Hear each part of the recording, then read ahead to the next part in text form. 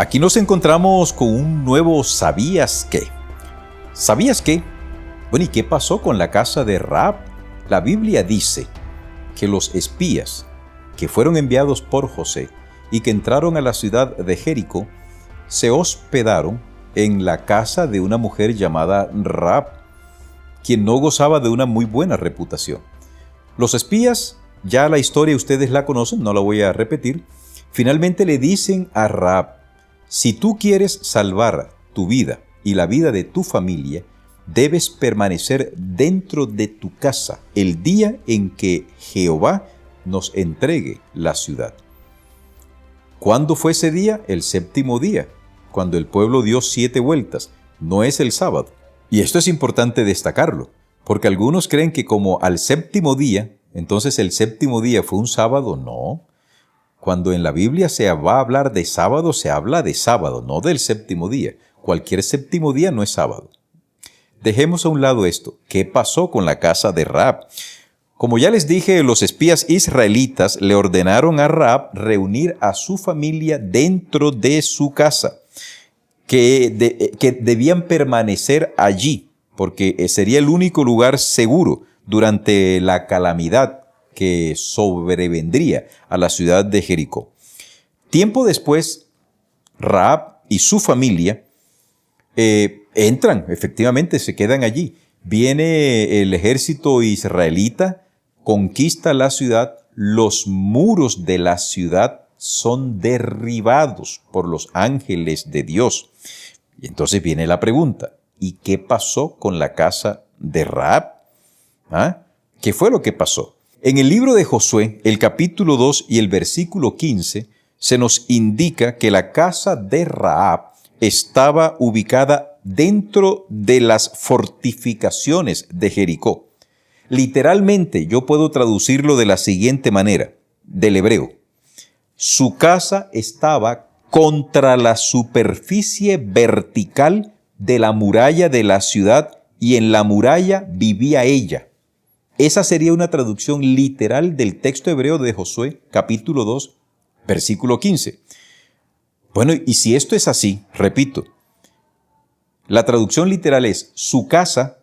La traducción literal de Josué, capítulo 2, versículo 15, es la siguiente: su casa estaba contra la superficie vertical de la muralla de la ciudad y en la muralla vivía ella.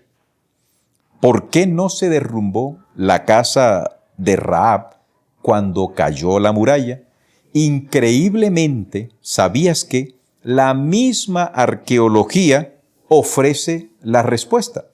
Resulta y pasa que se realizaron unas excavaciones por un equipo alemán por allá en los años 1907 a 1909.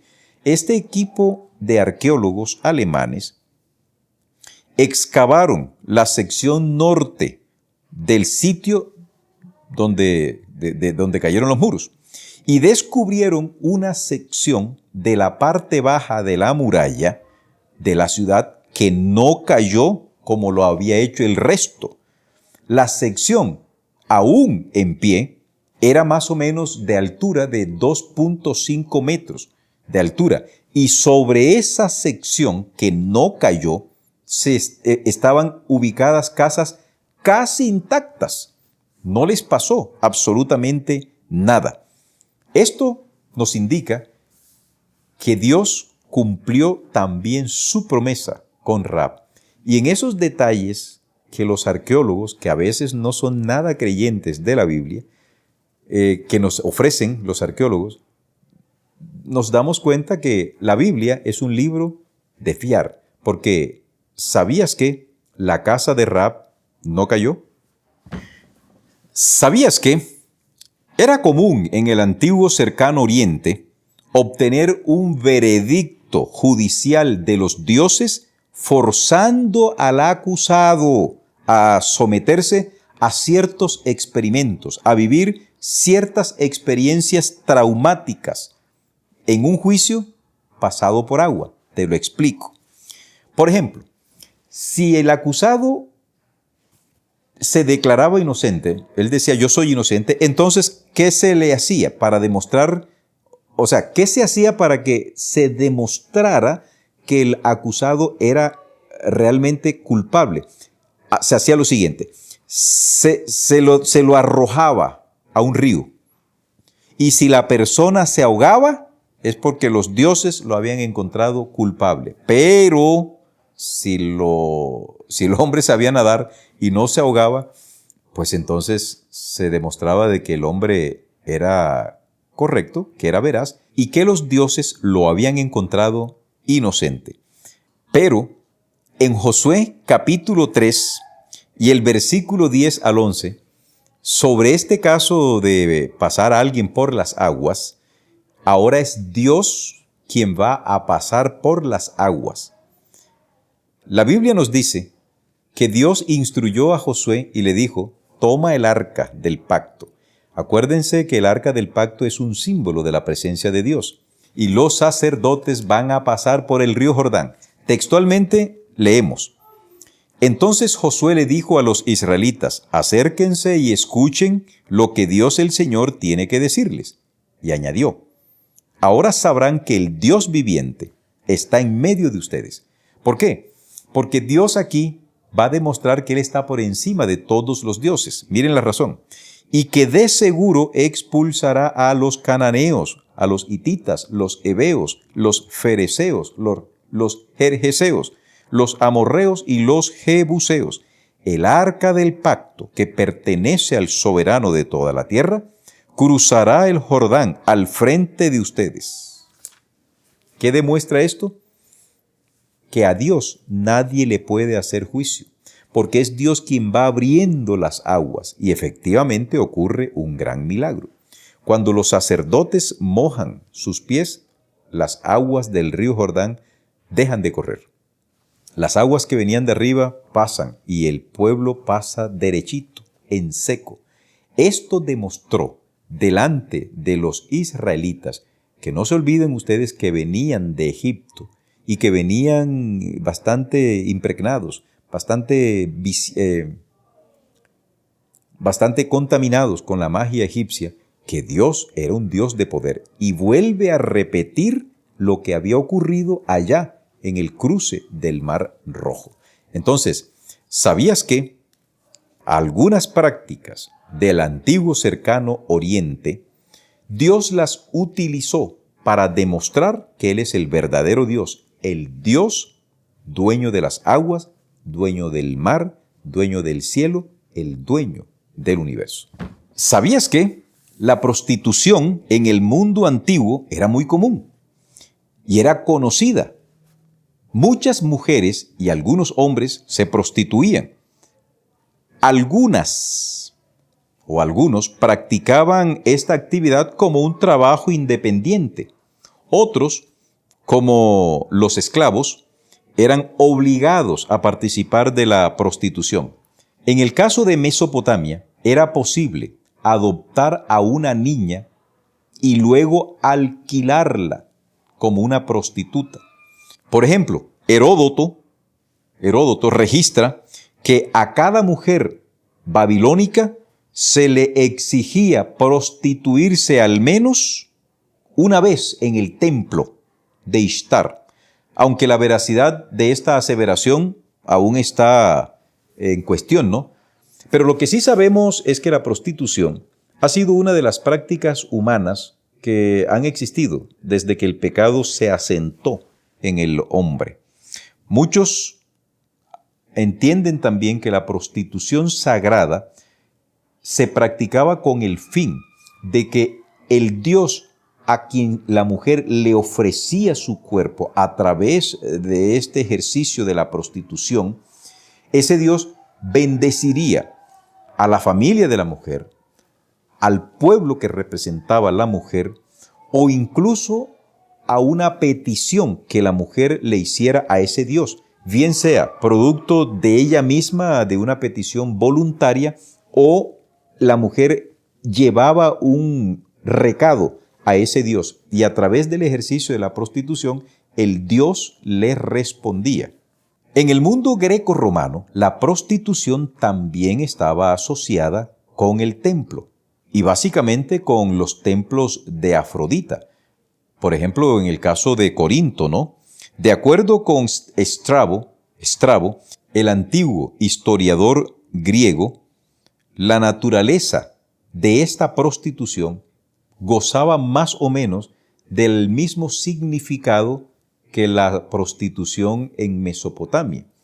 Las mujeres prostitutas sagradas en la mente greco-romana eran consideradas unas mujeres que tenían una relación más estrecha con los dioses. En consecuencia, eran mujeres que de una forma u otra, por esa sociedad mitológica greco-romana, eran bien vistas, no eran atacadas, no eran señaladas, porque la prostitución que ellas ejercían tenía como propósito acercar al hombre a la deidad. Sin embargo, en el pensamiento judío y por la legislación que Dios le otorga a Moisés, la prostitución no debe existir. Ese es el sentir que llega hasta el mundo cristiano, y por eso nosotros los cristianos consideramos que esta práctica no es bíblica. No debe formar parte de una actividad de ninguna mujer ni de ningún hombre. Nuestros cuerpos son templos del Espíritu Santo y debemos cuidarlo en absoluta concordancia con la enseñanza bíblica. Debemos rendir nuestros cuerpos a Dios, no al servicio del pecado. Así que, ¿sabías que la prostitución es muy conocida en la Biblia, pero no es enseñada por la Biblia? ¿Sabías que cuando tú leas en la Biblia que se refiere a los lomos, nosotros a veces creemos que se refiere aquí, a la parte trasera de la espalda, pero en la Biblia los lomos no se refieren a esa parte de la espalda. Los lomos en la Biblia solo los tienen o lo tienen los hombres. Las mujeres no tienen lomos. ¿Cómo así? Vamos a leer algo acá. En el libro de Hebreos, el capítulo 7 y el versículo 10 se dice de la siguiente manera, hablando Pablo en referencia a Leví. Dice, porque aún, entre paréntesis, Leví, estaba en los lomos de su padre, Abraham, cuando Melquisedec le salió al encuentro. ¿Qué significa esto de lomos? No que estaba aquí detrás de la espalda. Los lomos en la Biblia no tienen nada que ver con la espalda. Vamos a ver qué significa la palabra lomos. Para esto, vámonos a otro libro de la Biblia, en el libro de Job. En Job capítulo 38 y el versículo 3, la Biblia nos dice que Dios le dice a Job, ahora ciñe como varón tus lomos. Yo te preguntaré y tú me contestarás. ¿Qué significan los lomos? Los lomos representan la sexualidad masculina, la genética gonádica del hombre. Los lomos solo lo tienen los hombres porque los hombres somos los únicos de la especie humana que tenemos testículos. Por lo tanto, cuando tú leas en la Biblia el término lomos, acuérdate que se está refiriendo a esa franja que está ubicado en toda la parte genitourinaria del hombre masculino. Así que, ¿sabías qué? Nosotros estuvimos en los lomos de nuestros padres masculinos, porque así lo entendemos y así la Biblia nos lo dice de una manera clara. ¿Sabías que en el antiguo mundo y sobre todo en el pueblo árabe existía la costumbre que cuando un niño nacía, lo frotaban con sal? ¿Cuál era la razón por la que a ese niño se le frotaba con sal?